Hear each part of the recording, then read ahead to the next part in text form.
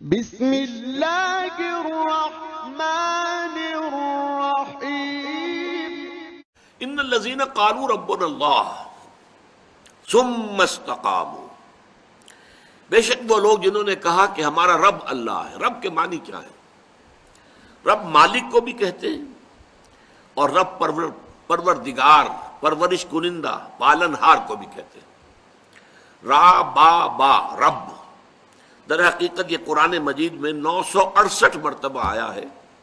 مختلف ضمائر کی طرف جو ہے یہ مضاف ہو کر ربی، ربکم، ربنا، ربہو، ربہن، ربہم ضمائر ہے، لیکن رب کا لفظ جو ہے 968 مرتبہ، اور 4 مرتبہ اس کی جمع آئی ہے ارباب، اربابا من دون اللہ، اور اس کے معنی ہر جگہ کیا ہے؟ پروردگار، پالنہار، پرورش کنندہ۔ دیکھیے، انسان کو سب سے زیادہ جس چیز کی فکر ہوتی ہے وہ اپنی ضروریات زندگی ہے، باقی ساری چیزیں اس کے بعد آئیں گی۔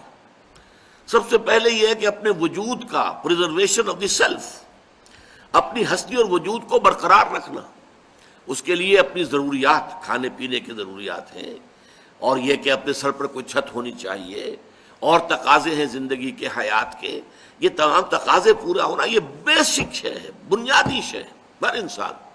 باقی منزلیں اس سے اوپر آئیں گی۔ یہ کہ بیسک ضروریات پوری ہو جائیں تو پھر آدمی کے اندر خواہش ہوتی ہے کچھ آسائشیں مزید حاصل ہو جائیں، آسائشیں حاصل ہو جاتی ہیں تو پھر خواہش ہوتی ہے تعیشات آ جائیں۔ یہ تو پھر یہ کہ ہوس جو ہے انسان کی وہ جو ہے کہیں رکنے نہیں دیتی آدمی کو، اس کے اندر وہ حرص قانی نیست بے دل، ورنہ درکار حیات آنچ ماں درکار داریم اکثرش درکار نیست۔ بڑا پیارا شعر کہا ہے بے دل نے، عبد القادر بے دل، مرزا عبد القادر بے دل، جن کے بارے میں مرزا غالب کہتے ہیں طرز بے دل میں ریختہ لکھنا اسد اللہ خاں قیامت ہے۔ اب آپ اندازہ کیجئے کہ جس شاعر کو مرزا غالب کہہ رہے ہیں وہ قیامت ہے، تو اس سے آپ کو اندازہ ہوگا وہ کتنا بڑا شاعر ہے۔ لیکن کس قدر پیارا شعر کہا ہے کہ جو حضرت اورنگزیب عالمگیر رحمۃ اللہ علیہ کو بہت پسند تھا، بہت پڑھتے رہتے تھے۔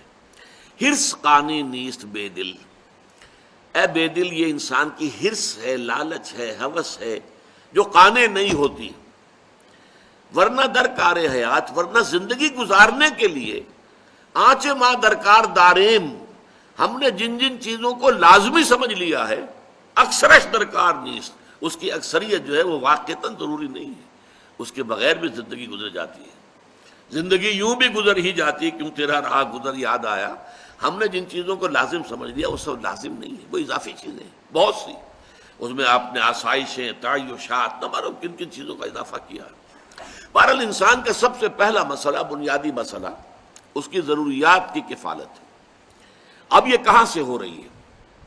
جہاں سے بھی اس کو گمان ہے کہ میری ربوبیت ہو رہی ہے، میری ضروریات پوری ہو رہی ہیں، ظاہر بات ہے کہ پھر اس کے لیے اس کے دل کے اندر ایک نرم گوشہ پیدا ہوگا۔ اس کے لیے جیسا کہ ہم دیکھ چکے ہیں سورہ لقمان کے دوسرے رکوع میں، اس کے جذبہ تشکر پیدا ہوگا۔ یہی جذبہ تشکر پھر جذبہ عبادت کی شکل اختیار کرتا ہے، عبودیت کی شکل اختیار کرتا ہے۔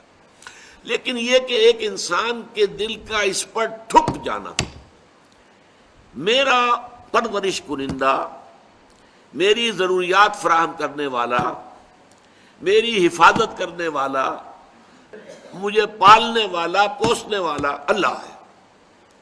سارے وسائل اور ذرائع، کھانا بھی ہے، گندم بھی چاہیے، چاول بھی چاہیے، یہ بھی چاہیے، وہ بھی چاہیے، کپڑا بھی چاہیے پہننے، سب کچھ ٹھیک ہے، یہ چاہیے، لیکن ان سب کا فراہم کرنے والا اللہ ہے۔ اگرچہ مادی اسباب و وسائل کے بہت سے ذریعوں سے ہو کر یہ چیزیں ہم تک پہنچتی ہیں، کھیت میں بیج ڈالا جائے، ان کو پھر کھیتی کو سینچا جائے، پھر وہ فصل کاٹا جائے، پھر جو ہے آپ کے پاس وہ دانے آئیں گے جس سے کہ آپ اپنی روٹی پکائیں گے، یہ سیکھ ہے۔ لیکن سورس جو ہے، final source, ultimate source of everything is Allah سبحانہ و تعالی۔ تو ان الذین قالوا ربنا اللہ، جس نے یہ کہا میرا رب اللہ ہے، جیسے کہ ایک حدیث میں آتا ہے من رضی باللہ ربا وبمحمد رسولا وبالاسلام دینا ذاق طعم الایمان، اس شخص نے ایمان کا مزہ چکھ لیا، حلاوت ایمانی اسے حاصل ہو گئی۔ جو مطمئن ہو گیا اس پر کہ اللہ اس کا رب ہے